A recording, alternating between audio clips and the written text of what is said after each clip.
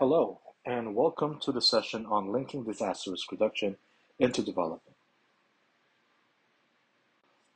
For this session, you should be able to understand the relationship between disasters and development and to define mainstreaming. Starting with disasters and development, the first key thing that we have. Now, let's look at the linkages between disasters and development. Now, for a long time, the cause and effect relationship between disasters and social and economic development was ignored. Ministry of Planning and Finance and other development partners did not concern themselves too much with disasters. At best, development partners hoped that disasters would not occur, and if they did, were most effectively handled by relief from donor countries and relief organizations. Development programs were also not assessed in the context of disasters, neither from the effect of disaster on the development program, nor from the point of whether the development program increased the likelihood of a disaster or increased the potential damaging effects of a disaster.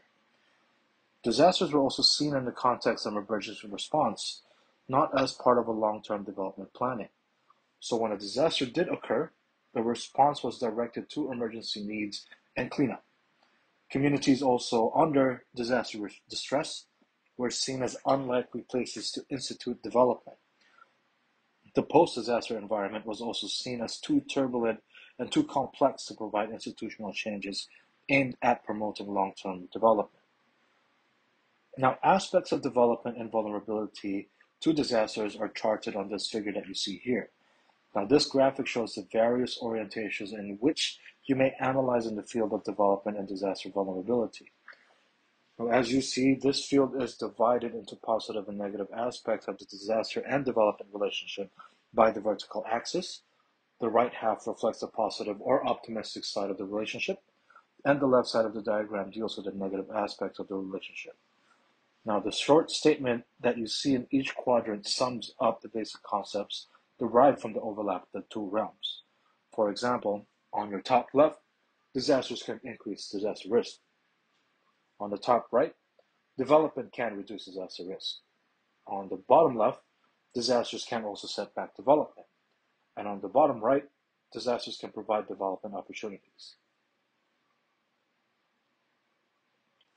Let's start with how disasters set back development programming, destroying years of development initiatives. Now, disaster setbacks development in different ways. For example, on this photo that you see here, it can cause damages to infrastructure as a result of a landslide. In the second photo, livelihood development linked initiatives in this case is loss in livestock, which are affected by drought impacts.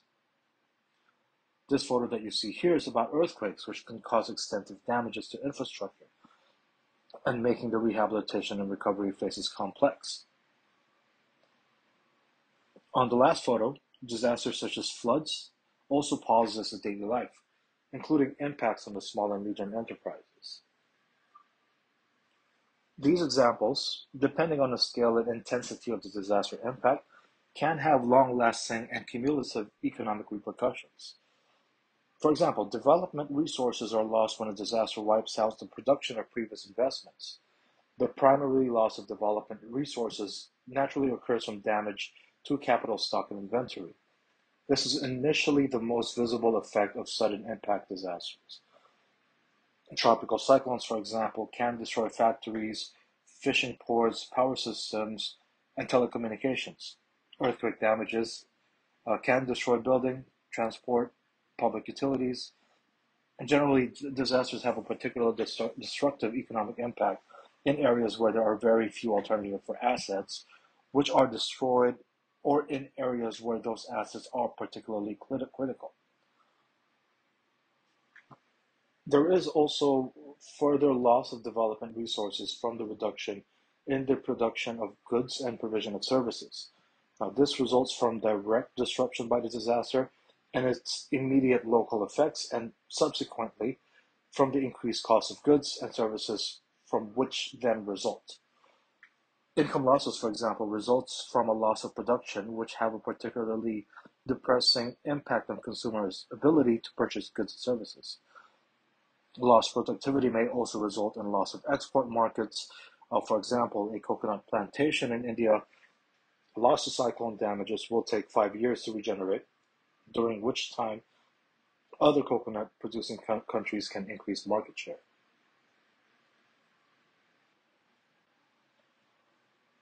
Development programs can increase an area's susceptibility and vulnerability to disasters. For example, a major increase in livestock development leads to overgrazing, which contributes to desertification and increases vulnerability to famine. Now, in addition, not following or improper building codes and insufficient city planning or land use planning enhances susceptibility and vulnerability to disasters as well. Now, underdevelopment, of course, predisposes a population to the adverse consequences of disasters. At the same time, however, the development process in itself may increase vulnerability to disasters. Now, this reviews the variety of forces which shape the relationship between vulnerability and the character of development activity. There is, of course, a clearly established linkages between poverty, marginalization, overpopulation, and vulnerability. Now, to a large extent, vulnerability derives from poverty.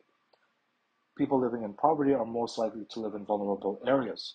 For examples, on slopes which are vulnerable to landslides, or in flood-prone areas on marginal agricultural land. Now, poorer countries, for example, generally are also most likely to have a dangerous building stock, often as a result of inadequate resource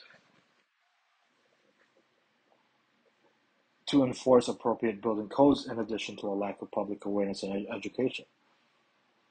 A lack of access to education, for example, and information often also has wider implications for vulnerability. People may simply be unaware of the options they are uh, open to them for vulnerability reduction. In addition, people living in poverty also has fewer assets to invest in resources, which may reduce their vulnerability and may be unwilling to make any significant investment without clear and obvious benefits. In addition, people living in poverty are also less likely to be in a position to organize collectively to reduce risks, partially because poorer groups usually have a higher proportion of people living in vulnerability.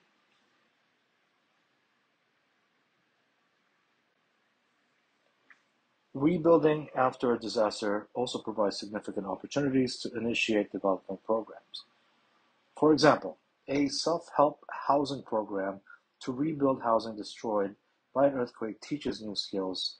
It also strengthens community pride and leadership and retains development dollars that otherwise would be exported to large construction companies. Now, this is also similar to the concept of building back better, the use of the recovery, rehabilitation, and reconstruction phases after a disaster to increase the resilience of nations and communities through integrating disaster risk reduction measures into the restoration of physical infrastructure, societal systems, and into the revitalization of livelihoods, economics, and the environment.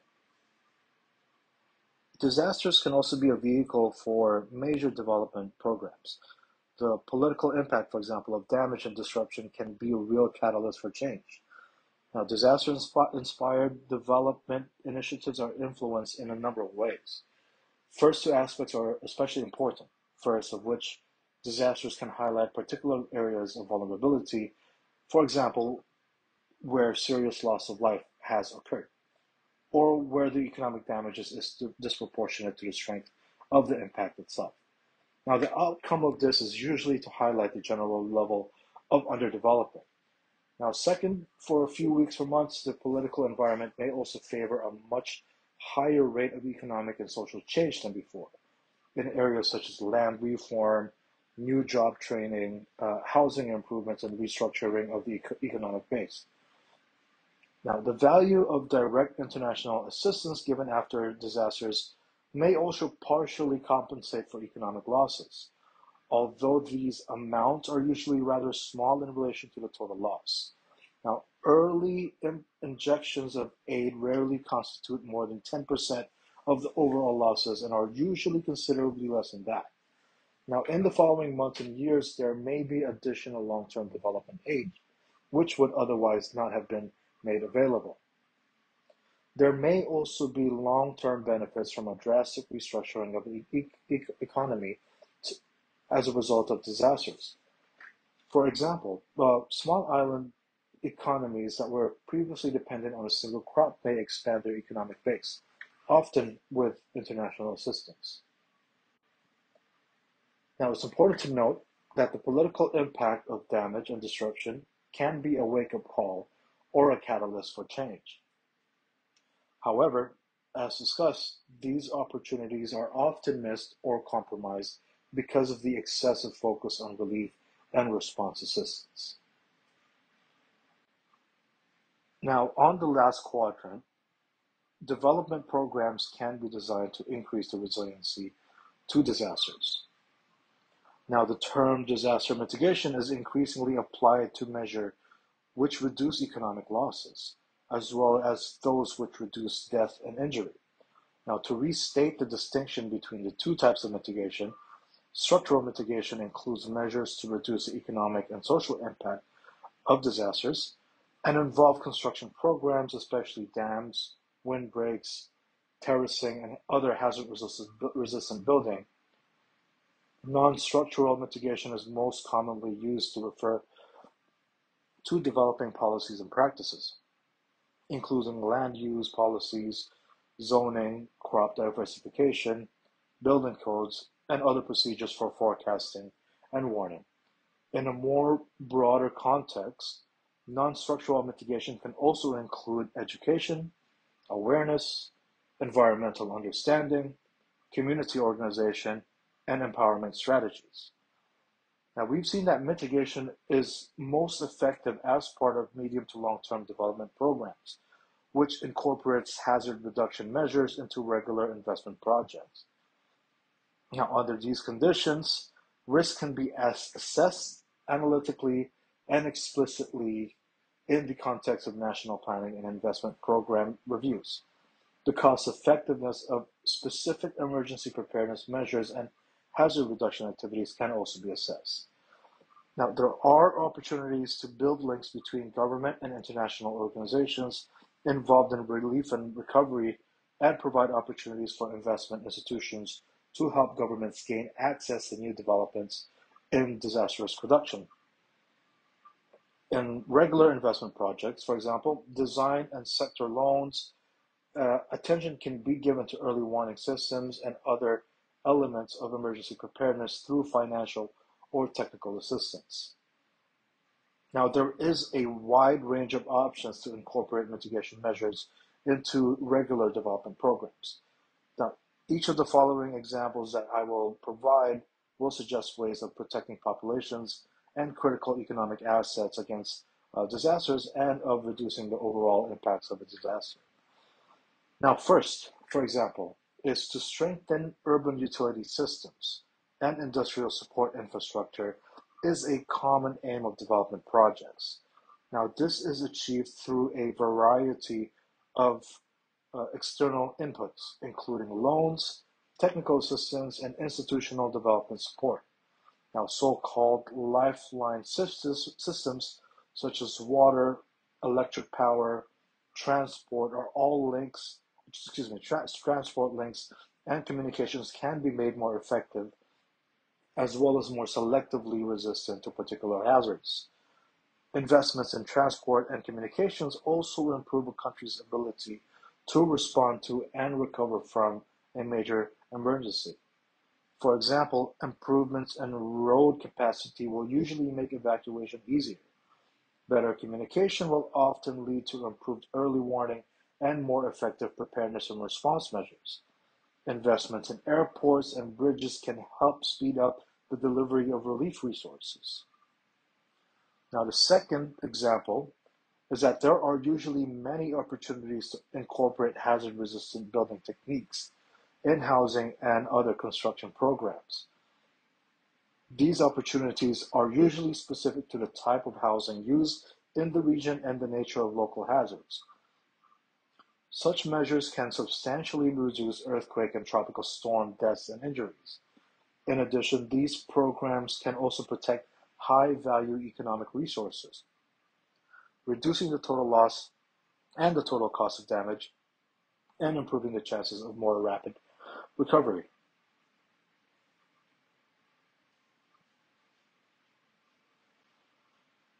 Now, let me break this down between the economic, social, and environmental ways where development can reduce disaster risk. Under economic development, this that can reduce disaster risk by through having a stable economic growth, which may lead to better human development, investment and implementation of disaster risk reduction activities, and greater available resources to cope with and recover from disasters. Under social development, education, literacy, healthcare, and social services make society more resilient to potential impact of hazards. Community members with skills to prepare, respond, and recover from disasters will contribute to reducing casualties and losses. And stable political system and strong community networks are also major factors that increase social capacity. On environmental, natural environment provides protection from natural hazards, provider of valuable resources to meet people's basic needs or as physical mitigation measures. Now, ecological services also and proper use of the natural resource asset and its assets could reduce and or eliminate risk from landslides or flooding. Now, it's important to note that decision makers who ignore the relationships between disasters and development do a disservice to the people who place trust in them. Now, development requires institutional and structural transformations of societies to speed up economic growth, reduce level of inequalities, and eradicate absolute poverty. Now, over time, the effects of disasters can seriously degrade a country's long-term potential for sustainable development and cause governments to substantially modify their economic development priorities and programs. But at the same time, disasters often provide opportunities for development. They can improve the atmosphere in favor of change and create a rationale to establish development programs such as job training, house construction, and land reforms. However, poor management of the relief and rehabilitation responses may have severe negative implications for development for years to come, and even increase vulnerability to future hazards. Now let's talk about the key concepts and recap the key concepts on disasters and development. So the challenge of development is to do better, which is usually done by identifying and developing policies, programs, and projects. Now also the relationship between disasters and development differ from one type of hazard to another.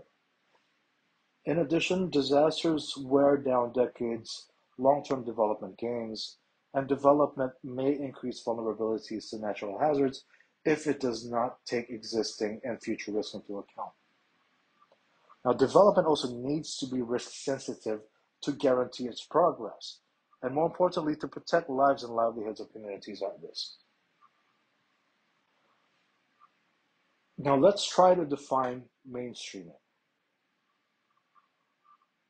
In the context of disaster risk reduction, enhancing and expanding disaster risk DRR so that it becomes a normal practice and fully institutionalized into the national, sectoral, and local development agendas of countries at risk from natural hazards. Now, in the last decade or more, particularly since the inception of the Hyogo Framework for Action in 2005 and the Sendai Framework for Disaster Risk Reduction in 2015, there has been increased recognition on the need to mainstream disaster risk reduction into development. That is to consider and address risk emanating from natural hazards in the medium-term strategic framework and institutional structures in country and sectoral strategies and policies and in the design of individual projects in hazard-prone countries.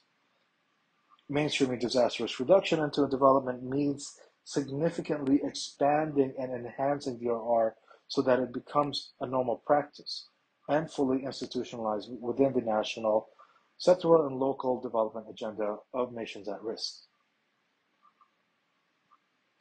Now, mainstreaming DRR is also a dynamic process with dual purposes.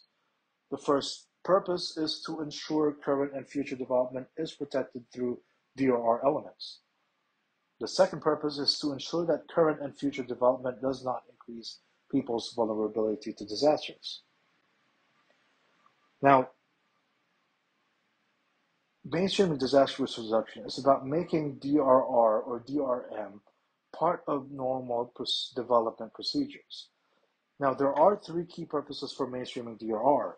First being is to make certain that all national, sector, and local development programs are designed with evident consideration for potential disaster risks to resist hazard impacts. The second one is to make certain that all national, sectoral, and local development programs and projects do not inadvertently increase vulnerability to disasters in all sectors, particularly in technical, social, financial, economic, and environmental sectors. The third purpose is to make certain that all national, sector, and development programs and projects are designed to contribute to development aims and to reduce future risks. In development, mainstreaming generally refers to one strategy for dealing with any kind of cross-cutting issues. Now, it is a technique for normalizing the cross-cutting issues as part of development activities. However, mainstreaming is not an end to itself, but rather a cyclical process that can continually be used to further normalize one process as part of the other. Now, mainstreaming DRR into development is also a continuous process to reduce disaster risk through the reduction of exposure and vulnerability.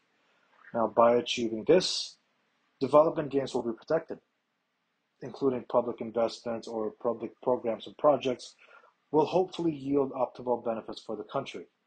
And the people that's possibly at risk as a result of development actions could be minimized. Mainstreaming is importantly not, however, an end in itself, but rather as an approach or means to achieve the overall objectives of reducing risks in natural disasters. Lastly, mainstreaming disaster risk reduction should also reduce in the appropriate measures being taken to reduce disaster risk and ensure that development plans and programs do not create new forms of vulnerability. This is it for the session today. We look forward to discussing this in more detail, including identifying different practices in Asia and the Pacific on how ADPC has been mainstreaming disaster risk reduction and development. Now, ADPC has over more than 15 years of experience in supporting member countries in mainstreaming disaster risk reduction into the development process. So we look forward to presenting this to you when we meet each other face to face. Thank you very much, and we look forward to welcoming you in Bangkok, and have a safe flight.